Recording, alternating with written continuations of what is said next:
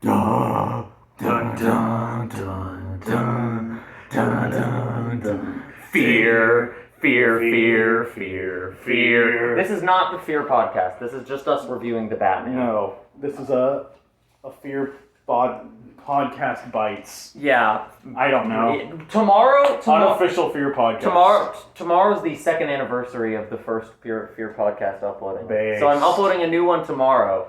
But we just saw the Batman, so I want to review it. This will be the quickest turnaround I've ever done from movie watch to Batman. This will be the quickest turnaround I've ever done from movie watch to review of movie.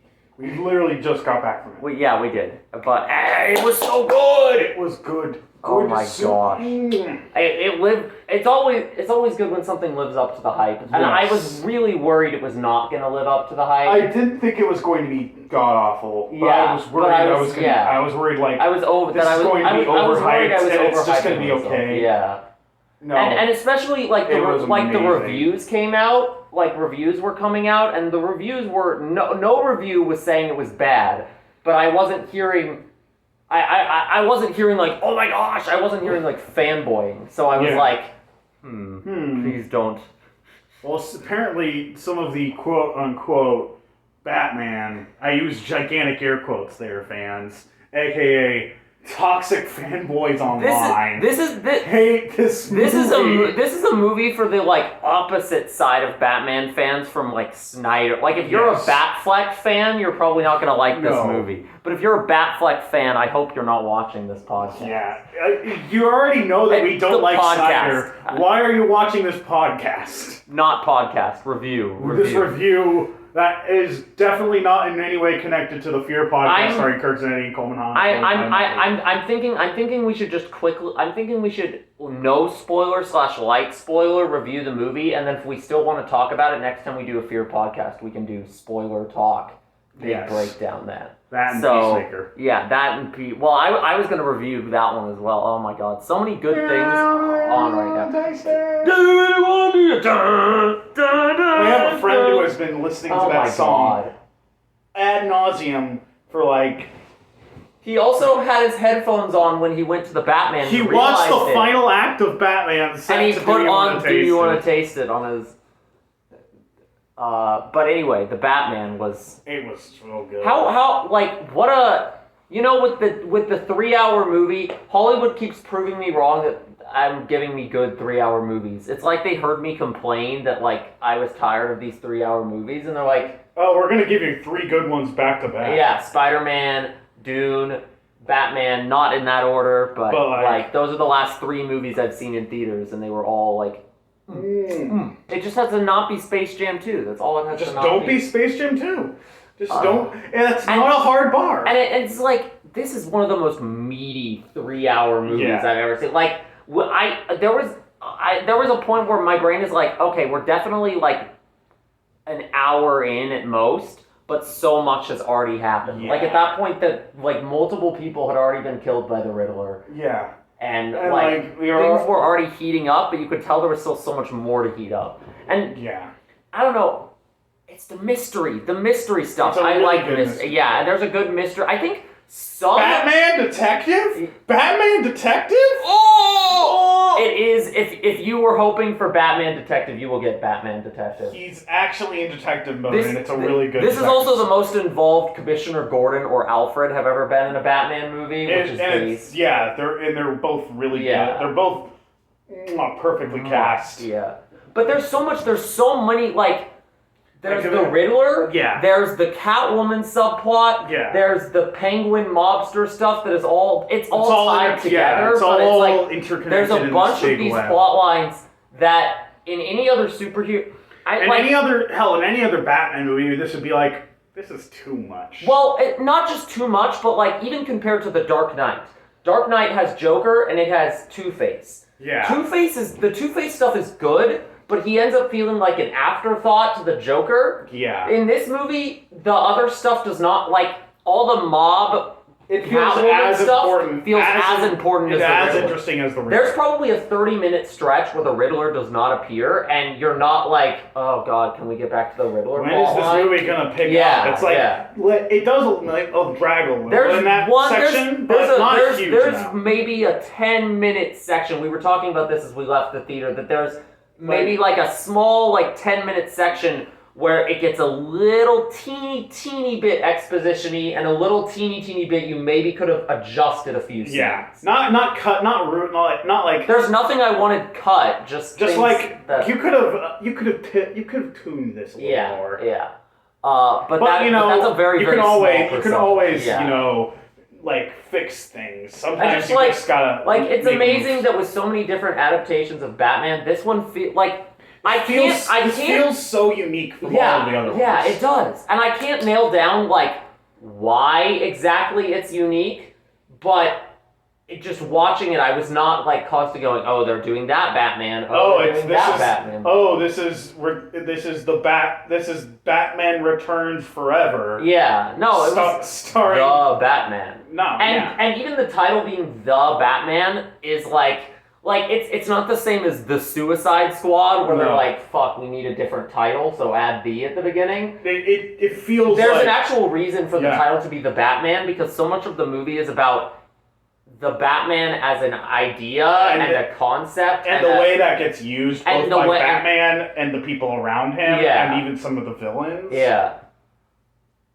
It's really good. Yeah. It's really, really good. The chase scene that you see a little bit of in the trailers is probably... I got you! It's probably... Colin Farrell is unrecognizable. He is unrecognizable in that role. It's insane. You can, if you're paying really close attention, if you look at just the eyes, right. you're like, oh, I think that's Colin Farrell. And then you look at the rest of your face and you're like, who is this? Who let Vincent D'Onofrio in here? You look at the eyes, you look at, the lips, and that's it. He's the makeup job is incredible. Really good. But the chase scene is the best chase scene I've ever seen in a superhero movie. Best car easily chase in a superhero movie. I can't think of. Easily in a superhero movie, it's not even close. Yeah, you would have to go to Fast and the Furious or even Fury Road for a comparable. Yeah, Fury Road. But those are both very different tones. Yeah, I was gonna say Fast and the Furious is big as possible. The thing that makes this one so cool is how the ground is. It's very gritty and realistic because they don't, and not just gritty, realistic, buzzwords, but it's the chase. The focus of the chase is not the high speed. It's how are they going to weave through traffic? Yeah, how are they going to get away? Yeah, because they can't go very fast because they're stuck because they get stuck in traffic a lot, and also they're driving in rain, and so they're constantly having to fight with the wheel. The movie's aesthetics, there's no daytime shots. It's all rain, overcast. Even the daytime shots are right at noon or right at dusk or dawn. It's like Twilight. The other Robert Pattinson movie. Truly, you can draw a direct line from that one scene in Breaking Dawn Part 1 to Robert Pattinson becoming Batman. Oh my gosh, yeah. And yes, so more. I want more. And the Riddler. Oh my God, Paul Dano fucking kills it as the Riddler. Yeah, no, he's really good. Yeah. I'm trying to think what to say without really There's so much I want to. There's so much I want to say, but so much I can't say. So much of it is a mystery, and I don't want to spoil it. So much it's not like a movie that dies if you know the mystery. It's not a movie that dies if you know the mystery. It's not a mystery box. But it's one of those good mysteries where figuring out the mystery is part of the fun. Yeah. And you kind of feel a little disappointed, not in the movie, but more in yourself when the mystery gets spoiled for you. Yeah.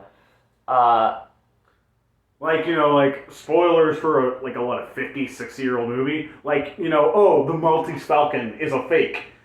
That's a big juicy reveal that really is fun. Sometimes not figuring that out for yourself can be I also kind of think harsh. the Batman is good mystery setup in that it's not relying though on the big juicy reveal. No. It's it's a very slow burn movie. It actually, honestly, the way it handled its mystery elements reminded me a lot of Blade Runner 2049, another movie I really, really love that is a very long movie. Yeah. Have you seen that movie? I can't remember if I think I've seen it like once, but like it's been it's just that movie was also a very slow burn, and like you don't really know what's going on for a lot of it, and you're trying to figure it out with the main character. It's also very. If you want to compare it to anything, it's kind of comparable to Seven, maybe, but like again, very different vibes. Yeah, well, the serial killer with an agenda. Yeah. Yeah. If you want a actual recommendation, if you are interested in our talk about the Batman, for once, I'm recommending a comic that a Batman comic you could read. Read The Long Halloween by Jeff Loeb and I think Jim Sale or something. It's a really good comic, and it has a lot of the vibes that you'll get from watching the Batman. It's a pretty good pregame for the Batman. This movie takes a lot of elements of Batman that are plenty represented in the comics, but not represented in film. Like the idea that like he is like an established character, but like not so established that like he's got a rogues gallery going on. Yeah. Like the idea that he can be involved in like crime, like the mafia or whatever. Yeah. Or family baggage. And Catwoman is great too. I think this is the best Catwoman. No, hands down, easy. Zoe Kravitz fucking kills it as Catwoman. Yeah. And there was never a part where I felt like she was like weakened as a character to like service Batman, which is what a lot of these or they just turn her crazy or something. Yeah. She never goes crazy. She never gets pushed aside so Batman can be the big strong hero. Yeah.